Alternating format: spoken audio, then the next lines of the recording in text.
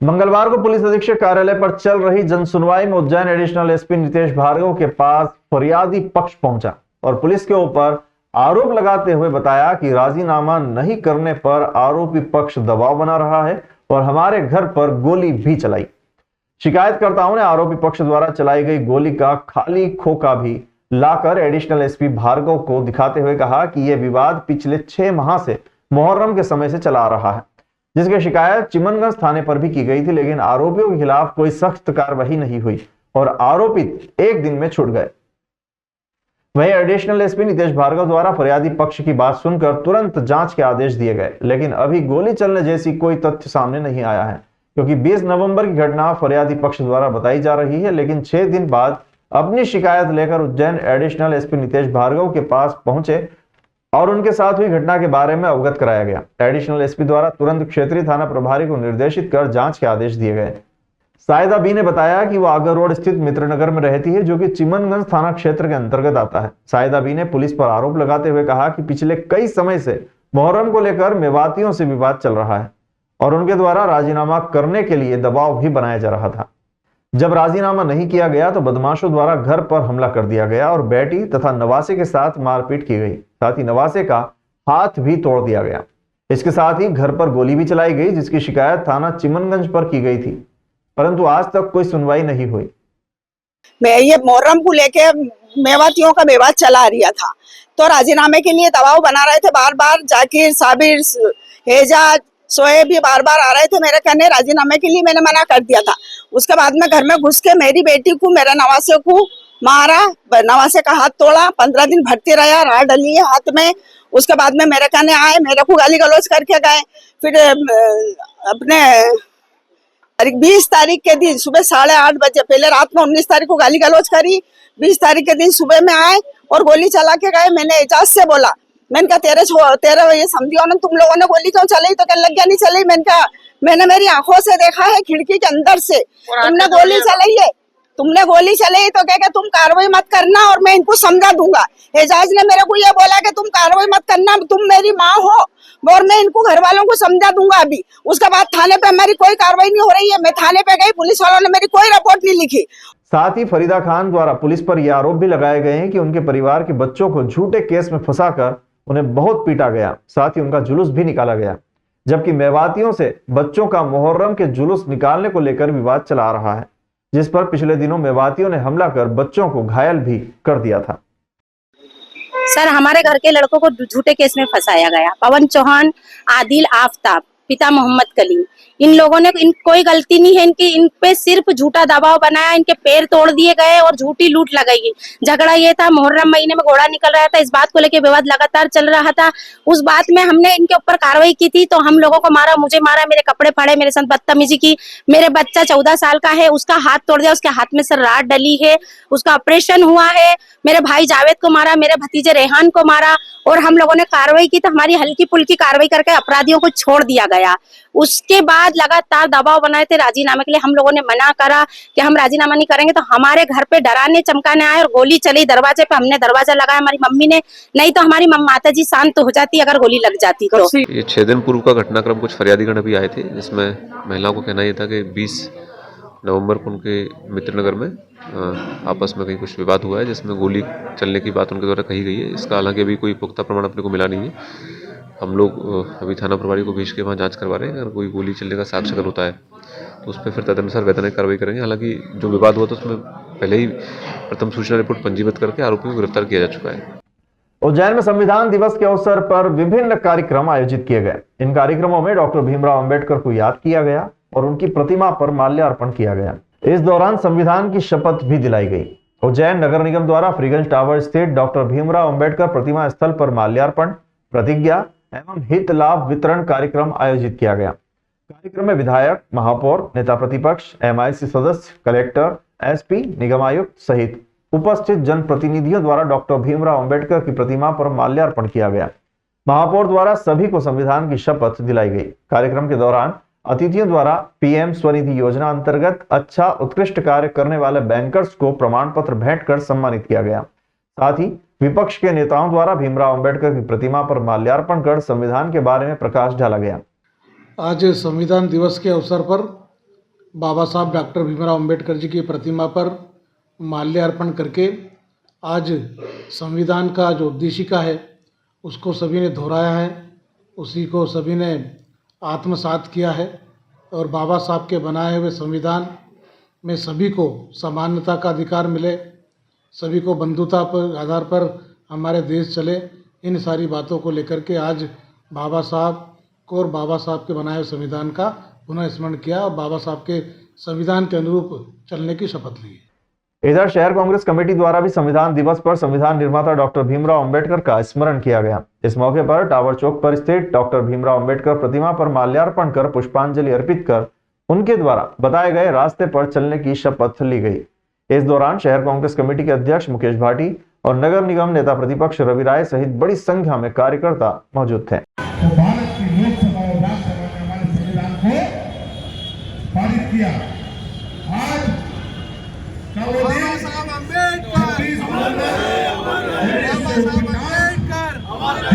बाबा साहब भीमराव अंबेडकर द्वारा लिखित संविधान की 75वीं वर्षगांठ है, जिस संविधान को लिखने में 2 वर्ष 11 महीने और 18 दिन का समय लगा। 432 पेन की नींव घिस गई है इसे पवित्र ग्रंथ को लिखने में। आज़ादी से जीने का अधिकार, स्वतंत्रता से बोलने का अधिकार, ये आज बाबा साहब की देन है। आज कांग्रेस पार्टी उनके बताए हुए सिद्धांतों पर चलने का प्रयास और बाबा साहब के पवित्र ग्रंथ को मानने का उत्सव मनाने का एक ऐतिहासिक दिन है। संविधान सभा का नेतृत्व बाबा साहब ने किया और भारत के देश में बाबा साहब ने हमें जो संविधान दिया, ग्रंथ को लिखने के लिए, जिस पवित्र संविधान को लिखने के लिए बाबा साहब को 2 वर्ष 11 महीने और 18 दिन का समय लगा हो, विश्व का सबसे बड़ा लिखित ग्रंथ हो।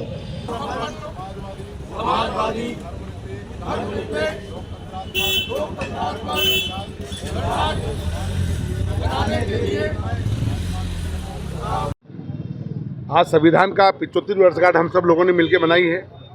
भारत का ऐसा संविधान जो बाबा साहब ने अथक मेहनत और अथक प्रयास के बाद इस पूरे राष्ट्र में घूम के राष्ट्र के नागरिकों को देख करके उनको क्या समस्या है, किस प्रकार उनके जीवन यापन उन्नत होगा, किस प्रकार उनका आर्थिक आधार मजबूत होगा, किस प्रकार वह कुरीतियों से बचेंगे, किस प्रकार उनको शिक्षा का मिलेगा, अधिकार मिलेगा। और तो और ऐसा संविधान जो हमें आज़ादी देता है इस बात की कि इस स्थान पर खड़े होकर भी अगर इस देश का प्रधानमंत्री कोई काम गलत करता है तो उसके खिलाफ हम लोग बात कर सकते हैं। स्मार्ट सिटी कंपनी ज्योतिर्लिंग महाकालेश्वर मंदिर के पीछे वाले हिस्से में रुद्र सागर के ऊपर ब्रिज बना रही है। इस ब्रिज के बनने के बाद महाकाल मंदिर आने वाले भक्त शक्ति पथ के रास्ते की ओर से भी मंदिर के अंदर दर्शन प्रवेश करने आ सकेंगे। महाकाल मंदिर में जल्द शुरू होने वाले laser light and sound show का भी भक्त ब्रिज पर खड़े होकर आनंद ले सकेंगे। ब्रिज का निर्माण 2023 नवंबर के पहले होना तय हुआ था। कंस्ट्रक्शन कंपनी 25 करोड़ रुपए में ब्रिज का निर्माण कर रही है। इसका निर्माण 1 साल पहले ही पूर्ण हो जाना था, मगर ऐसा नहीं हो सका। ब्रिज का काम अंतिम चरण में है। उज्जैन कलेक्टर नीरज कुमार सिंह ने कहा है कि रुद्र सागर के ऊपर बन रहे ब्रिज का कार्य लगभग पूरा हो चुका है। दिसंबर के अंत तक इसे भक्तों के लिए शुरू करने का टारगेट रखा गया है। ब्रिज बनने के बाद महाकालेश्वर मंदिर में पहुंचने के लिए श्रद्धालुओं को एक नया रास्ता उपलब्ध हो जाएगा। पुल का एक छोर चारधाम मंदिर स्थित पानी की टंकी के पास माधवगंज हायर सेकेंडरी स्कूल के सामने बन रहा है, जबकि दूसरा छोर श्री महाकालेश्वर महाकाल महालोक में बने फैसिलिटी सेंटर 2 के सामने रहेगा। भीड़ प्रबंधन की दृष्टि से भी ब्रिज काफी मददगार साबित होगा। उज्जैन के रहने वाले आईपीएस अधिकारी कैलाश मखवाना अब मध्य प्रदेश के नए डीजीपी होंगे। घोषणा के बाद परिवार सहित पूरे तराना नगर में खुशी का माहौल है। आतिशबाजी कर नगर में मिठाई का वितरण किया गया। आईपीएस कैलाश मखवाना के डीजीपी बनने पर तराना में खुशी का माहौल है। कैलाश मखवाना मूल रूप से उज्जैन जिले की तराना तहसील के ग्राम डावला उर्द के निवासी हैं। एडवोकेट संजय यादव, एडवोकेट नरेंद्र सोलंकी, पत्रकार अर्शद जागीरदार, पत्रकार सुनील यादव, एडवोकेट सुनील वर्मा सहित नगर वासियों ने आतिशबाजी कर मिठाई वितरित की। एडवोकेट सुनील वर्मा ने कहा कि कैलाश मखवाना के नेतृत्व में पूरे प्रदेश में कानून एवं व्यवस्था की स्थिति बेहतर होगी। कैलाश मखवाना जहां भी रहे हैं, उन्होंने अपनी प्रतिभा का बेहतरीन उदाहरण पेश किया है। डीजीपी बनने के बाद प्रदेश के साथ साथ उज्जैन में भी खुशी का माहौल है और उनके घर पर भी खुशी का माहौल है। नगर में आतिशबाजी कर मिठाइयां वितरित की जा रही है। आज हमारे तराना क्षेत्र के लिए बहुत बड़ा गौरव की बात है कि हमारे क्षेत्र से पुलिस महकमे के अंदर बहुत बड़े पद पर आसीन हुए हैं हमारे तराना क्षेत्र के ढापला हरदू के रहने वाले कैलाश जी पकवाना जी, और ये हमारे क्षेत्र के लिए बहुत बड़ी उपलब्धि भी है कि वो पुलिस महकमे में सबसे बड़े पद पर आसीन हुए हैं। वो वहाँ तक पहुँचने के लिए उन्होंने जो संघर्ष किया है और वहाँ तक इस मुकाम तक वो पहुँचे हैं, पूरा क्षेत्र हमारा उनको साधुवाद देता, बधाई देता है। ये हमारे तराना क्षेत्र के लिए बहुत बड़ी उपलब्धि है।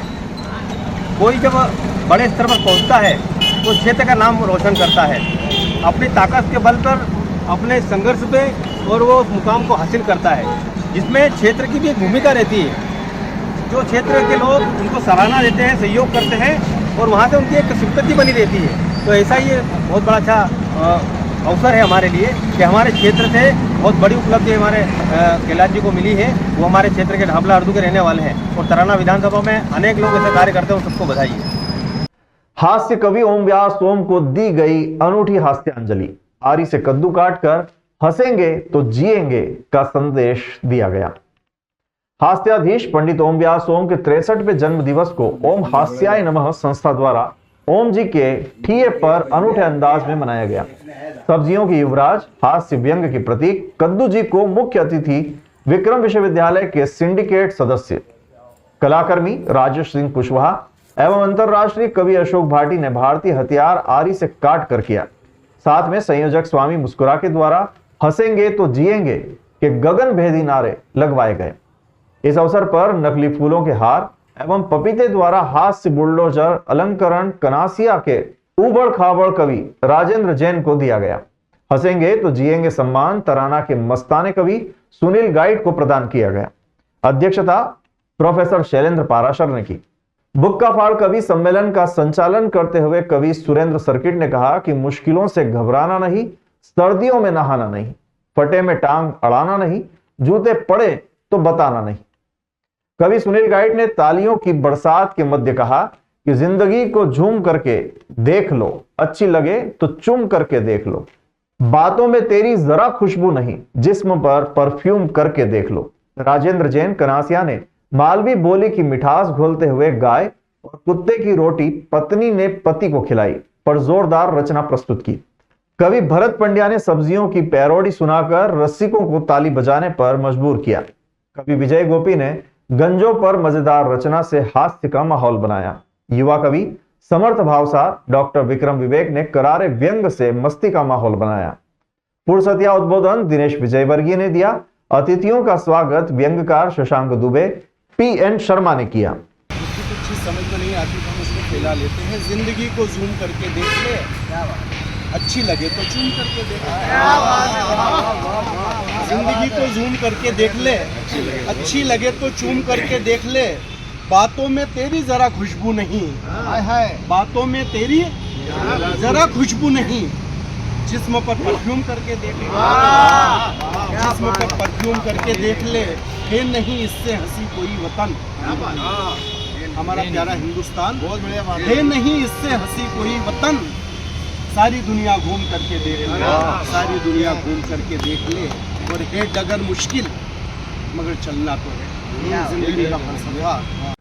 भारतीय क्रिकेट टीम के खिलाड़ी अक्षर पटेल, रवि बिश्नोई और अभिषेक देसाई मंगलवार को भस्म आरती में शामिल हुए। वे तड़के 4 बजे मंदिर पहुंचे। भस्म आरती के दौरान करीब 2 घंटे तक नंदीहाल में बैठकर भगवान महाकाल का आशीर्वाद लेकर भगवान को दूध अर्पित किया। बता दें कि मुश्ताक अली ट्रॉफी में शामिल होने के लिए कई दिग्गज खिलाड़ी इंदौर पहुंचे हैं। अक्षर पटेल और रवि बिश्नोई ने गर्भगृह के मंदिर की चौखट से ही भगवान महाकाल का पूजन अभिषेक कर आशीर्वाद लिया। भस्म आरती संपन्न होने के बाद सभी ने नंदी जी के कान में अपनी मनोकामनाएं मांगी। अक्षर पटेल ने कहा कि मैंने अपने लिए नहीं मांगा है, मुझे हर साल बाबा महाकाल बुलाते रहें, बस बुलाते रहें। मेरे लिए जो अच्छा होगा बाबा महाकाल मुझे दे देंगे। दूसरी बार भगवान महाकाल का आशीर्वाद लेने महाकाल मंदिर पहुंचे रवि बिश्नोई ने कहा कि महादेव की कृपा मुझ पर बनी रहे। बहुत अच्छा लगता है महाकाल मंदिर आना, मैं दूसरी बार आया हूं। गौरतलब है कि 2 दिन पहले ही भारतीय क्रिकेट टीम के ऑलराउंडर कुणाल पंड्या महाकालेश्वर मंदिर दर्शन के लिए पहुंचे थे, जहां उन्होंने परिवार के साथ बाबा महाकाल के दर्शन कर आशीर्वाद लिया था। जय श्री महाकाल। जय श्री महाकाल। बहुत अच्छा लगा इधर आके दर्शन करके महादेव के और भस्म आरती में हम आए और सब अरेंजमेंट बहुत अच्छे थे और सबने बहुत कोऑपरेट किया और हमें बहुत अच्छा लगा दर्शन करके। कलेक्टर नीरज कुमार सिंह ने सोमवार दोपहर कलेक्टर कार्यालय में खेल एवं युवा कल्याण विभाग द्वारा संचालित क्षीर सागर मलखंब सेंटर के खिलाड़ियों से मुलाकात कर उन्हें 14 से 18 नवंबर तक बिलासपुर छत्तीसगढ़ में आयोजित राष्ट्रीय मलखंब प्रतियोगिता में पदक जीतने पर शुभकामनाएं प्रेषित की। कलेक्टर सिंह ने जिले व प्रदेश का नाम राष्ट्रीय स्तर पर गौरवान्वित करने पर खिलाड़ियों को प्रोत्साहित कर उनके उज्जवल भविष्य की कामना की एवं भविष्य में हर संभव सहयोग प्रदान करने का आश्वासन दिया। इस दौरान जिला खेल अधिकारी हारोड़, खेल प्रशिक्षक मनोहर बबोरिया उपस्थित थे। उल्लेखनीय है कि प्रतियोगिता में यतीम कोरी ने 4 स्वर्ण पदक, प्रवीण कोरी व जयसिका प्रजापति ने 2 रजत पदक, दृष्टि ने 1 रजत पदक एवं 4वीं कोरी वैशाली भामुरी, संजना प्रजापति, अनिकेत सिसोदिया ने भी टीम इवेंट में स्वर्ण पदक प्राप्त किया। नहीं, आप आएंगे तो कुछ हमारी जो एक्सरसाइज स्पेशल होती है बहुत हद तक इसमें होती है। तो इसमें मुझे ये सब मत कराओ। जो है उस दिन ये लोग परफॉर्म कर रहे थे तो मुझे तो एकदम जो है एक्साइटेड कर दिए। बहुत बड़ी शरीर की सबकी लचक। ये बिलासपुर में आयोजित 37वीं नेशनल चैम्पियनशिप थी MFI की, जिसमें मैंने 5 गोल्ड मेडल जीते हैं, जिसमें से 1 टीम चैम्पियनशिप, 1 बाकी एप्रेटिस चैम्पियनशिप के हैं। इसमें टोटल 24 बच्चे गए थे, 2 टीम थी अंडर 18 और अबाव 19। मैंने मलखम का प्रदर्शन किया है, जिसमें रोप मलखम, पोल मलखम, हैंगिंग मलखम और ऑलराउंडर चैम्पियनशिप। अभी वर्तमान में छत्तीसगढ़ में राष्ट्रीय खेलकूद प्रतियोगिता नेशनल टूर्नामेंट हुआ है। उसमें हमारे खेल एवं कल्याण विभाग के सेंटर के 8 से 10 बच्चों ने गोल्ड मेडल और सिल्वर मेडल और प्राप्त किए हैं। और ये बच्चे हमारे इतने अभी वर्तमान में होनहार हैं कि ये पूर्व में भी खेलो इंडिया और राष्ट्रीय खेलों में पदक जीते हैं। अभी भी खेलो MP का जो टूर्नामेंट हमारा अभी होने वाला है, उसमें भी शासन द्वारा बड़ा पुरस्कार रखा गया, तो उसमें भी ये सम्मिलित होंगे। कलेक्टर साहब से मुलाकात है, कलेक्टर साहब ने इनको सबको बधाई दी और इस तरह मध्य प्रदेश और उज्जैन का जो नाम रोशन किया है, सब बच्चों को, खिलाड़ियों को बधाई दी है साहब। मंगलवार को पुलिस अधीक्षक कार्यालय पर हुई जन सुनवाई में आज पारिवारिक विवाद, पड़ोसियों से विवाद, घरेलू हिंसा आदि समस्याओं को लेकर फरियादी पहुंचे। साथ ही सभी थानों के TI सहित संबंधित अधिकारियों ने समस्याएं सुनी और तत्काल प्रभाव से निराकरण करने के संबंधित अधिकारियों को निर्देश दिए। एडिशनल SP पल्लवी शुक्ला ने बताया कि आज जन सुनवाई में घरेलू हिंसा, वाद विवाद, आपसी रंजिश आदि समस्याओं को लेकर फरियादी पहुंचे थे। इस दौरान सभी थाना क्षेत्र के थाना प्रभारी उपस्थित थे और उन्होंने अपने क्षेत्र की समस्याओं पर संज्ञान लेते हुए तुरंत कार्रवाई की। जन सुनवाई पर पहुंचे फरियादियों की समस्याओं का तुरंत निराकरण किया गया और संबंधित अधिकारियों को इसको लेकर अवगत भी करा दिया गया। आज मंगलवार की जन सुनवाई में कई मामले सामने आए हैं, जिसके अंदर पारिवारिक विवाद और कब्जे के संबंध में, ज़मीन संबंधी विवाद, ऐसे आवेदन आए हैं, जिसमें तत्काल ही सभी वरिष्ठ अधिकारी द्वारा TIO को बताया गया है कि तत्काल इन पे कार्रवाई कर शिकायतों का निराकरण दर्ज कराएं।